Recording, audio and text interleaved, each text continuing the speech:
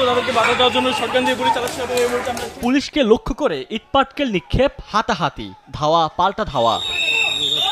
পুলিশের সঙ্গে কোটা সংস্কার আন্দোলনকারীদের হাতাহাতি। বৃহস্পতিবার বিকেল 3:30টার দিকে ঢাকা চট্টগ্রাম মহাসড়ক অবরোধ করতে নামে কুমিল্লা বিশ্ববিদ্যালয়ের শিক্ষার্থীরা। কোটবাড়ি এলাকার আনসার ক্যাম্পের সামনে এলে পুলিশ তাদের বাধা দেয়। এ সময় শিক্ষার্থীরা ইটপাটকেল নিক্ষেপ করলে পরিস্থিতি নিয়ন্ত্রণে পুলিশ টিয়ার শেল ছোড়ে। এতে 4 পুলিশ সদস্য ও 5 শিক্ষার্থী আহত হয়। চট্টগ্রামে কোটা আন্দোলনকারীরা মিছিল বের করলে পুলিশের বাধার মুখে পড়েন। পরে পুলিশের সঙ্গে হাতাহাতি ও ধাক্কাধাক্কি হয় তাদের। সিলেট ও রংপুরেও পুলিশের সঙ্গে ধাক্কাধাক্কি হয় আন্দোলনকারীদের। সাভারে জাহাঙ্গীরনগর বিশ্ববিদ্যালয়ের শিক্ষার্থীরা ঢাকা আনিচা মহাসড়ক অবরোধ করতে চাইলে পুলিশ বাধা দেয়। পরে রাস্তায় অবস্থান নিয়ে বিক্ষোভ করে শিক্ষার্থীরা।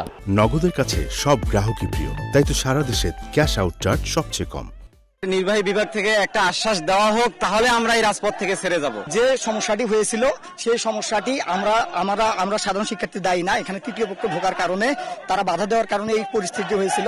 এছাড়া খুলনা, বরিশাল সহ বিভিন্ন স্থানে সড়ক, মহাসড়ক ও রেলপথ অবরোধ করে বিক্ষোভ করেন শিক্ষার্থীরা। দাবি আদায় না হলে আরও কঠোর কর্মসূচি দেওয়ার হুঁশিয়ারি দেন তারা। ওমর ফারুক, সময় সংবাদ।